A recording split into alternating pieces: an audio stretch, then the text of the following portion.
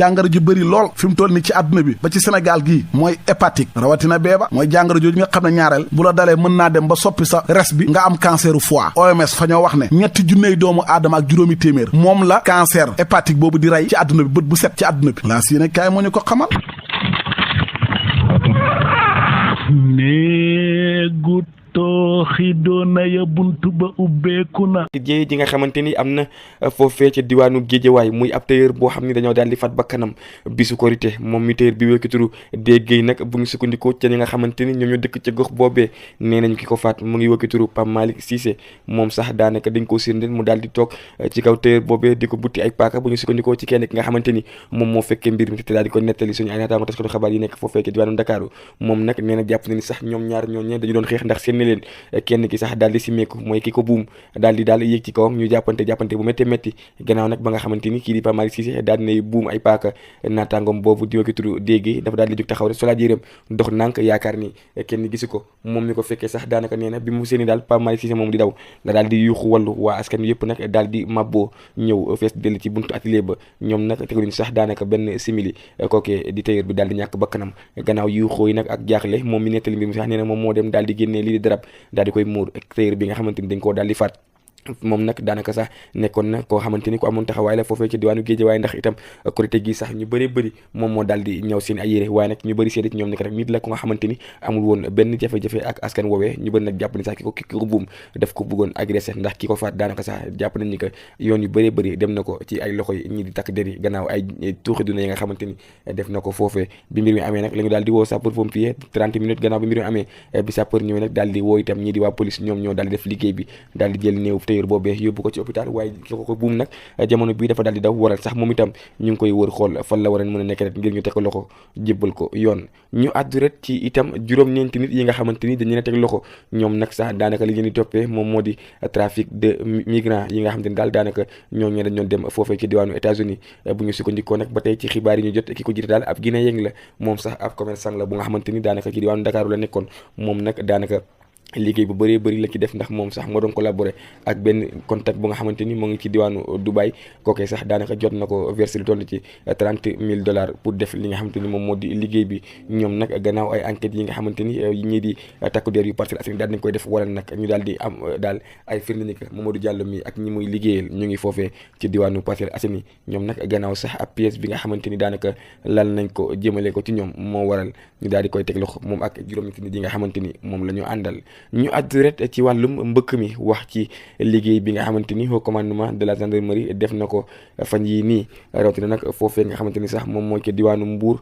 compagnie bu gendarmerie nag daal dinay def liggéey bu am solo daal di nag détourné ab maanaam voyage bi nga xamante ni daanaka ay sénégalais yu bëree bëri dañ ko bëggoon def ñoom nag moo waral sax ñu jàpp foofee ca diwaanu Nianing juróom-ñaari nit yi nga xamante ni daanaka ñoom lu seen bëgg-bëgg moo nekkoon daal di dem foofee ca diwaanu Espagne ñoom sax daanaka am na ci itam ñeneen nit yoo nga xamante ni seen liggéey moo nekkoon daal di dajale clients yi waaye itam encaissé xaalis ci ñi nga xamante ni ñoom ñoo bëggoon tukki gën gaa néew nag kenn ci képp koo xamante ni daal bëggoon nga dem foofee ca diwaanu Espagne daan nga leen jox juróom-ñett téeméeri junni mu nekk nag mbir mu nga xamante ni jamono bi ñii di waa gendarmerie désiwé nañ plan boobee wala sax ñi ko jiite woon jamono bi ñu ngi ci loxoy yoon bu ñu sukkandikoo ci ñi nga xam ne ñoom ñooy joxe ay xibaaru ci biir armée bi te diwaanu Fuuta wax ci ñeent ndaw yi nga xamante ni daal ñoom ñu ngi jógee foofee ca Kunéedi di ab maanaam village bu nga xamante ni daal mu ngi situé wu foofee ca diwaanu Pété ñoom nag dañu ne daal di jàpp ngir daal faat ab bakkan bu nga xamante ni sëb jege ñaañee la ñoom sax daanaka li ñu leen toppee rek moom moo di bokk ci ay maanaam ñeent nit yi nga xamante ni maanaam kuréel bu nga xamante ni daal dañoo daal di faat kenn ci seen naataango sàmmkat ñoom nag gannaaw bu ñu leen jàppee dañ leen a daal di jébbal yoon ngir itam yoon daal di ibbi ab l'enquête xool ana lan moo waral seen xarit boobu daal di faatu ba tey rek ay xibaar di xam ne que seen xarit boobee faatu dañ ko daal di dóor ay jaasi ba mu daal di ñàkk bakkanam mu nekk nag jéyee ju nga xamante ni nemmeeku nañ ko foofee ci diwaanu Fuuta ñu àddu ci maanaam phénomène bi nga xamante ni léegi dafa daal di xew ci réewum Sénégal muy maanaam dépigmentation des parties intimes maanaam daal jël yenn ci ay maanaam awra di ko def lii di xeesal mbaa ay tuñ yooyee nag góor ak jigéen yëpp di ko dëgmal wala sax di góor ñi di utiliser lii di ay lèvres roses jigéen itam di utiliser ay produits yi nga xamante ni dañ koy daal di diw ci seen kanam mu nekk nag mbir mu nga xamante ni bu ñu sukkandikoo ci ñii di borom xam-xam yi rawatina ñuy liggéey ci wàllum dermatologie ñooñu nag jàpp nañu loolee ay danger la yu nga xamante ni ëllëg ci biir mën na andi ay complications ci yaramu doomu aadama yi mu nekk nag mbir mu nga xamante ni nemmeeku dañ ko waral nag ñi di liggéeyee ci wàllum santé maanaam wàllum wér-gu-yaram di dànkaafu képp koo xamante ni yaa ngi koy def nga bàyyi ko bu baax a baax ndax nag ëllëg ci biir mën na jur ay loraange ci seen i wér-gu-yaram. agression bu takkarnaase bi nga xamante ni nemmeeku nañ ko ci ñetti fan yi nga xamante ni moom moo mujj ndax nag ay borom jakarta daanaka fan yi ñu mujj seen liggéey moo nekk daal dem ci biir marché yi képp ku nga xamante ni ñu ngi la seen nga daal di yor lii di téléphone portable mbaa pochette dañu koy daal di këf donte nag loolee gouverneur waxoon na ni que dina ci jël ay matukaay fan yi nag loolee fës na loolu ci diwaanu Ceeskaay benn dëkk ñaari gaar waral nag askan wi jamono bi tiit nag la ñu def di dànkaafu rek ñii di kilifa dëkk bi ngir ñu gën cee jël ay matukaay ndax nag Cees mu ngi saa su nekk rek mu ngi xëy di nekk gox bu nga xamante ni da nga ciy nemmeeku ay agression bu njëkkaan sax guddi la daan nekk waaye léegi ba njëkk sax dañuy gis ni que ñii di dawalkatu jakarta yi dañuy daal di këf seeni ay pochette lu ko mel ni téléphone portable mbaa pochette yu nga xamante ni dafay am xaalis. duna yàlla na leen yàlla yërëm. na jëwriñ ji ñu dénk wàllu kopparu réew mi moom ma ngay teel a artu sénégalais yi fa la ne wax ne ñu ngi nar a jëm nag ci jamono ju nar a mitti nag l'observateur na ko fa mel ni gars yi fa ñoo tàmbalee lay de te demaguñ fenn ay jamono ju difficile ak wàllu kopparu xaalis ak yëf yi li muy xañ nii faa xamul ndax waxu réel politique la wala fa ñuy préparer askan wi lu am rek ñu ne waxoon nañ leen ko fa mel ni daal gouvernement bi ñii fa ñoo soxla temps de grâce bu ñu leen muñal askan wi pour ñu mën a def audit ci mbooleem secteurs yi lii yéene kaay ne gouvernement bu bees bii ay ministre yu bari wax man faa ko fi seetlu fa caa bari de rawatina nag jëwriñ ji ñu wax Abdourahmane Sarr kooku wax rek lay def Birame Souleye Diop moom faa ko jëlale moom fa wax a wax ba wax luñ ko laaju ay kenn duñu pare na ay làmb ak ay ngénteeg loolu ku ko laaj ñoom fa ñoo war a roy ci seen président Diomaye Faye ku nekk gis na ne fa ànd ak yar leer laneen lu leer ba yegg ca nañ ja moo ne njiitaram Macky Sall fa jox président Diomaye Faye cadeau boo xam ne fa am tooke fañ ko empoisonné maanaam cadeau boo xam ne baaxul daal jëm ci wàllu bor bu métti boo xam ne moom la bàyyee réew mi fan lañ koy lijjantee la mu bëgg a njëkk a lijjanti moom jëwriñ jii di Balla Moussa Fofana muy fexe ba askan wi jot ci ay logement dëkkuwaay wàllu cadre de vie révélation yéen a kaay moo ñu ko xam leer laneen lu leer ba yegg ca nañ ja. État des lieux de la prise en charge des anciens chefs d'État ici au Sénégal. Et ces derniers continuent de jouir d'avantages matériels et humains garantis à vie et ce aux frais du contribuable sénégalais. Nos confrères nous parlent par exemple du loyer, de cette voiture de fonction, du personnel, des agents de sécurité, mobilier d'ameublement. En réalité, ces anciens chefs d'État sont bien couverts. C'est donc dire qu'ici au Sénégal, les ex-chefs d'État peuvent envisager leur prise en charge dans le confort et la sérénité. Et c'est d'ailleurs l'ancien président Macky Sall, quelque temps après sa prise de fonction en 2012, qui a signé un décret leur permettant de bénéficier d'énormes avantages. Un traitement mensuel de 5 millions de francs CFA par mois, en plus de l'octroi d'une assurance maladie étendue aux conjoints, de 2 véhicules, d'un téléphone fixe, d'un loyer et du mobilier d'ameublement. C'est ce que donc reçoit tout ancien président de la République du Sénégal. Et tout de même, en cas de renoncement au loyer affecté, tout ancien président de la République perçoit une indemnité compensatrice d'un montant mensuel net de 4 500 000 francs CFA. Du coup, nos confrères, après avoir fait les calculs, nous disent que les anciens présidents de la République peuvent coûter aux contribuables sénégalais plus de 300 millions de francs CFA par an. Et cette prise en charge, nous disent nos confrères de Sud Quotidien, tient la dragée haute même face à celle des grands pays développés qui dirigent le monde, surtout occidentaux. En effet, dans les pays européens, des avantages sont aussi accordés aux anciens présidents de la République. En France, par exemple, les avantages des anciens présidents de la République comprennent donc à la fois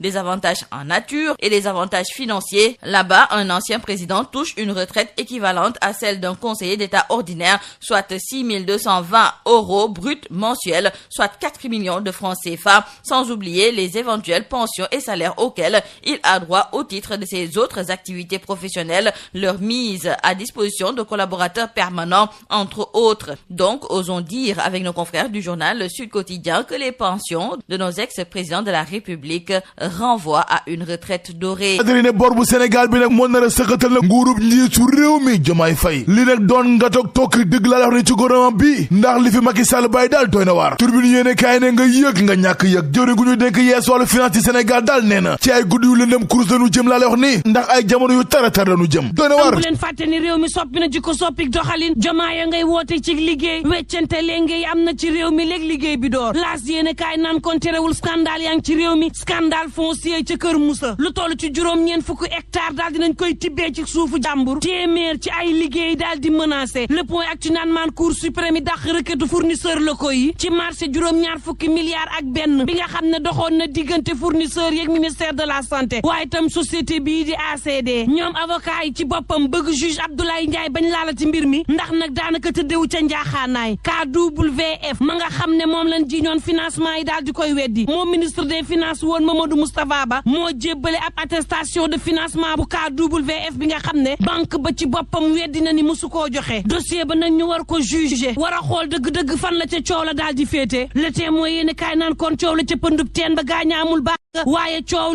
li fi mu ne nag AIBD la AIBD mi nga xam ne ñu ngi koy jori xeer ba maar day taali AIBD nan daanaka yàq der ak salfaañe moo fi ne waaye coow li moom moo di téeméer boo jël ci société bii di 2AS moom AIBD am na ci juróom fukk ak benn leneen la nag moom moo di la Las SA amoon ci 2AS la ñu ne la jënd te la ñu xamul mooy ba ñuy taxawal société bi xaatim nañ ci loo xam ne kenn ci ñaari société yi mën na jaay ay action ay filialam wala ay actionnaire am te soxlawul yéen actionnaire di dëggal AIBD nekkub actionnaire kon ci yoon la teg jënd googee ndax tax na société bi doon 100% sénégalaise ndax téeméer boo jël juróom-ñaar fukk beeg juróom benn AIBD ko moom téeméer boo jël ñaar fukk ak ñeent ya Air Sénégal moom ko te jubluwaay gi moom moo di daal di jël société bi def ko bu Sénégal doomu Sénégal it daal di koy moom Zeynab Sankara ci la tee moo yéene kaay naan kon déet tontu laaj ci lan moo tax ñaari fan laataa élection yi ñu door a xaatim contrat boobee terme yi tax ñu xaatim contrat bi lan la ndax AIBD daal dinay jox 2AS la nga xam ne moom la laajoon su dee jox nañ ko naka la demee appel d'offre ba naka la daal di tëddee kan moom société yi nga xam ne moo daan def commande yi ba ñuy def appel d'offre ya ndax am nay société sénégalaise yoo xam ne bëggoon nañu bokk Sud Quotidien naan leen ak lu mën a am jàpp leen lii ña nga xam ne ñoo doon président yu réewum Sénégal day ay retraité lan yoo xam ni maar day taali daanaka daal loxo yu leen bàyyi loxo daal di taxaw diggante pension yoo xam ne dañu koy am te maar day taali la ay loyer yoo xam ne dañ leen koy fayal ay woto yu bakkane sécurité personnelle yoo xam ne dañ leen koy jébbal laaj ba mooy ndax ancien président gënta neex président laas yéene kaay naan kon bu leen fàtte ni OMS xam le na ni hépatite mi ngi faat lu toll ci 300 téeméeri doomu aadama bés bu yàlla sàkk su yëgle kaay di jëmaliwul kanam benn yoon football club fa nga xamante ni moo di ca Géejawaay libération yëgle kaay naan man affaire Géejawaay football club coow la nga xamante ni moo fa am Ibrahima Dieng ci jëmi boppam menn waay moom tëj nañ ko ca sax juróom benn weeri kaso laa wax yoo xam ne dafay toog du gis biti de prison ferme kay yëgle kaay gi naan maan ancien gestionnaire bi la kay fi ñu toll ni tembe sax club banque toppee lu tolloog 180 millions francs CFA yum ko ameel cay nguurug borom si kimbilee cay nguurug borom ñaari soxna yi la yëgle kaay gi naan maan lépp dina fi leer nañ ni aw bëccëg lii quotidien yëgle kaay ne ma gouvernement de rupture waaye nag yëgle kaay gi la ko yéem jaaxal ko mooy ministre yoo xamante ni wax trop bavard moom la nemmeeku yëgle kaay gi naan maan kii di Birame Souleye Diop xanaa xamoon ni wuru woon a wax sax ci lu jëm ci wàllum sponsor ak parrainage ak marrainage ak yu nu mel am na leneen lu réew mi di xaar lu dul toog fii di waxi lam ak mariage ak parrainage yëgle kaay bi àddute naan ñi nga xamante ni ñoo di ministre yi nag ki nga xamante ni moom la ñu war a bàyyi xel bu kenn ku dul Bassirou Diomaye Diakhar Faye mile moom ci jëmi boppam patak organisé bu mat sëkk la àndal le peuple quotidien yëgle kaay ne ma kaañ dem seeti ña nga xamante ne ñoo di waa Casamance waa MFDC ci jëmi boppam ka nga xamante ni moo yor seen kàddu di jiba laa la wax di porte-parole ba yëkkati na ay kàddu de wax na ci situation ga de ma nga naan il y a une situation de ni paix ni guerre ñoom day nee ñu fi mu toll nii tamit nag kañuy déglu du kenn ku dul ki nga xamante ni moo di njiitum réew mi sunu président bi di monsieur Bassirou Diomaye Diakhar Faye ñoom nee ñu mosu ñoo laajub guerre de dem na baraan sax guerre wi ci jëmi boppam des nu ko forcé lu garaaw la révélation yéene kaay fa ñoo xamal ne bésu korité bi fa xam benn tailleur boo xam ne fañ koo rey ca Géejawaay léegi su ko yéene kaay na ko faa la koy gën a leeralal wàqi naam nimsaat la xamee tailleur ba benn waay boo xam ne fa dorogewu ba mandi na tat moo ko jam paaka ci xol ba pare daal di daw takk derrière ubbi nañ ca enquête ba tey léegi si ko yéene kaay ne xam na keneen ku dee ca caaroy gaar moom xab mandikat la ñu gënoon koo xam ci pat moom fañ koo fekk mu daanu sedd guy faatu ñàkk bakkanam ci buntu ab baar li jaaxal ñëpp nag mooy gisuñ ci yaram wi benn gaañu-gaañu buy tax ñu xam ne liyee ko rey l'observateur na ko xaaral man faa lay wax lan moo ko rey gis nga waajooju ngeen di wax lam naan sa sàngara sa moo ëpp ba jéggi dayoo xol ba attanut ko mu mujj dog wëccu deret daanu sedd guy faatu ñàkk bakkanam lii de moo ko rey. livre Tribune quotidienne comprenez l'acharnement et bien l'acharnement contre les autorités de AIBD SA se fait en réalité des réalités sans raison. Pour faire court, le point actu semble renseigner qu'en réalité des réalités, les attaques contre Abdoulaye Gueye ou le Damel du Cayor. Comprenez, monsieur le DG de AIBD SA, c'est comme qui dirait des Yofou Seitani. En attendant, restons avec le point actuel qui parle de marché de 71 milliards de francs CFA opposant le ministère de la Santé à ACD. Et là, on peut lire la Cour suprême, la Cour suprême rejette la requête des fournisseurs locaux. En tout cas, les avocats veulent faire révoquer le juge Ablaye Ndiaye pour non-impartialité. Qu'on te dit d'autres sur ce point, sinon le dossier sera jugé au fond et l'occasion pour la Cour de statuer sur les subfacturations et l'urgence impérieuse évoquée,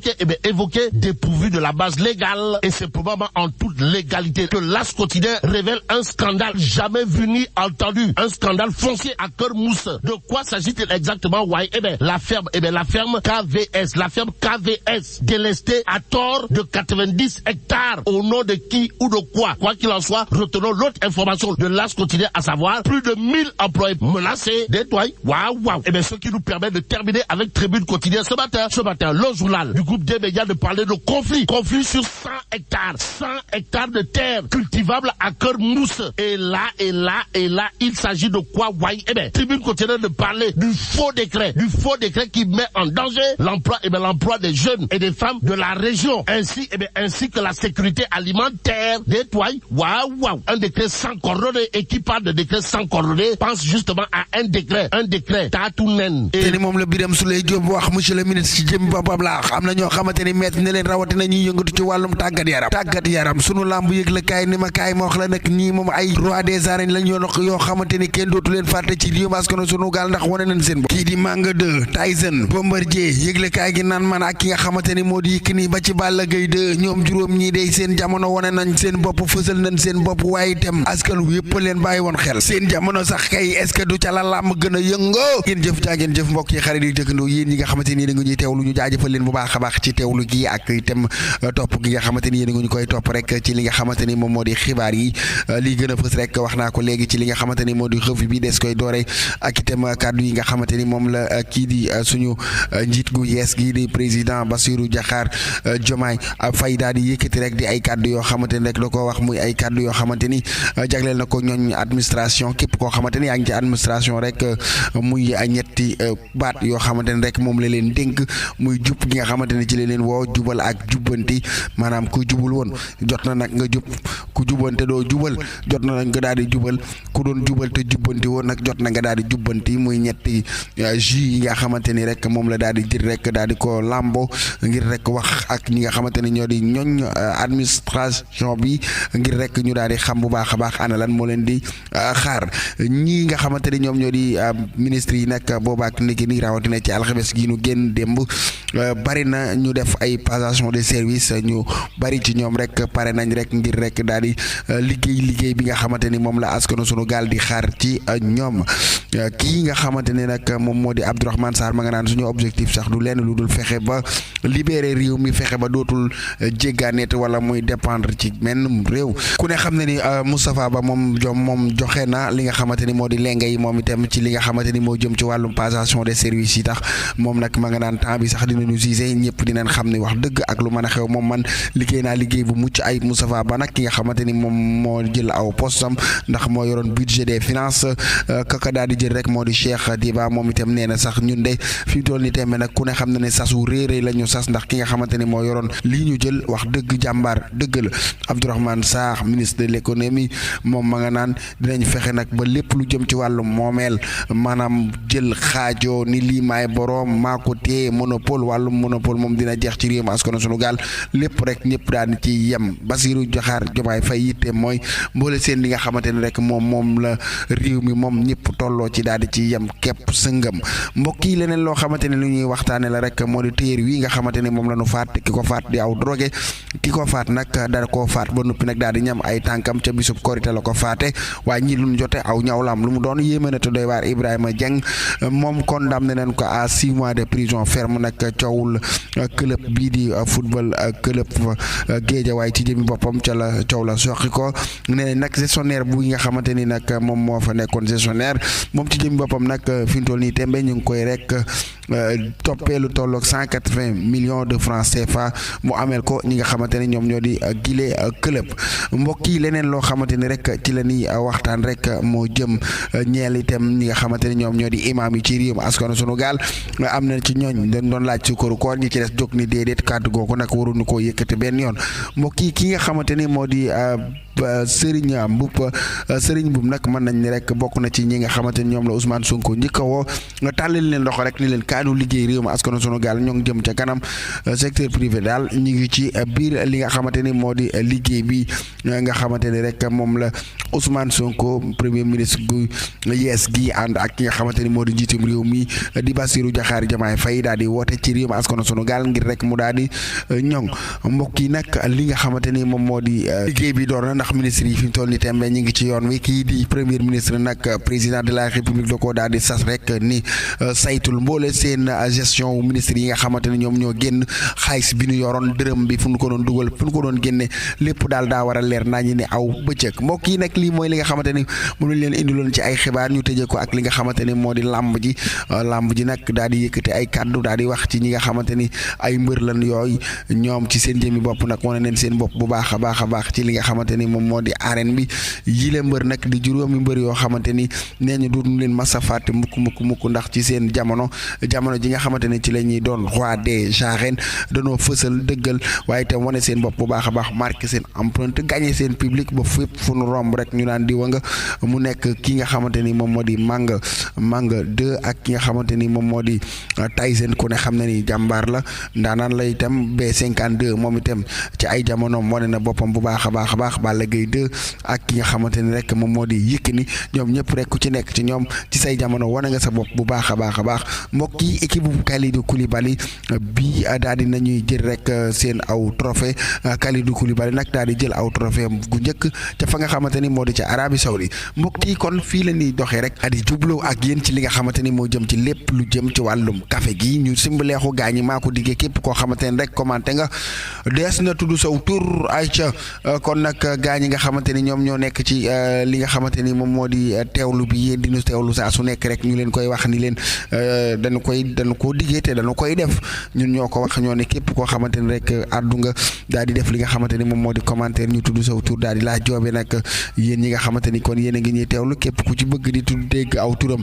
ci revue de presse bi rek jàppal ne affaire bi du farfarloo du mbokkoo ne damay bañ de ndax am na ñoo xam ne naan faal ñi ko neex lay tudd damay déglu revue de presse bi comme ñëpp waaye du ma dégg sama tur nii naa léegi nag pour nga dégg saw tur da ngay dugg rek nga commenté boo commenté rek ñu daal lay jaajëfal joobe la tudd saw tur waaw jox la sa wàcc waaye kontaane la jeex na parce que damay bañ xam nga rek bu fekkee ni damaa commencé di tudd ñoo xamante ni duñ commenté rek yu ni mel boo ko commencé koo tuddul turam rek mën na ni waaye diw mii de waroon na maa tudd de waaye diw mii lan moo tax tudd ma nag kon nag mi ngi noonu ñu béggee ñëpp jox ñëpp seen wàcc waay nuyu bu baax a baax Serigne Abdou Salam Sarr sama xarit maa ngi koy biggee di ko jox wàcc waayam di biggee képp koo xamante ni yaa nga yeewoo ci pirub ndëri fu waay mën a nekk rek ci pirub ndëri jàppal ni ñu ngi lay nuyu ñu ngi lay biggee ñu ngi lay jox sa wàcc waay di la kontaane di kontaan ci waa Gosaas ñoom itam am nu seen fayde waa Gosaas waaw ñu ngi leen di biggee man dama koy faral di wax saa su nekk rek nee naa leen ñaari dëkk yu ma fonk la waaw dëkk yu ma fonk la xam nga di nit da ngay fonk sa cosaan pirum ndëri li tax ma fonk ko mooy dama fa juddoo nag waaw ma fonk ko lool ndax juddoo ga ma fa juddoo waaye fii nga xamante ni moo di Gosaas fa la màggee fa la yaro foofu da nga koy fonk cosaan lool la nit da ngay fonk sa cosaan waaw kay waay nit da ngay fonk sa cosaan ma ko waxee démb bu jàmm ak salaam yàlla na ko yàlla def ci réew mi Ousseynou Diouf nag yëkkati na ay kàddu yu am solo nag jagleel ko réew mi ñaan jàmm ak salaam ci réew mi askanu sunu gaal loolu nag mu nekk lu am solo ayca kon nag ñu jaajëfal leen jox leen seen wàccuwaay mbokk yi di leen jox dig daje ba suba ak jàmm ak salaam yàlla na ko yàlla def ci réew mi. Salaamaaleykum, j'espère que vous allez bien. dikkati naa dalee na jàmm. lu yëgle kaay bi xëyee tey ma daal di leen koy yër. Sénégal, bonjour. Chers jeunes de du enquête 221 dal leen jàmm ci li gën a fës ci yëglekaay yi. Mesdames et messieurs, bonjour. ñuy naa ñëpp fii laay tàmbali génn ci seen revue de presse teel sa kaas ko nga guux bala ngay naan bay simbuleexu mox la li xew ci réew askanu sunu gaal gi jërë ngeen jëw. halaan bikum mais da ngay seet loolu rek mbaa yéen a nga ca c'est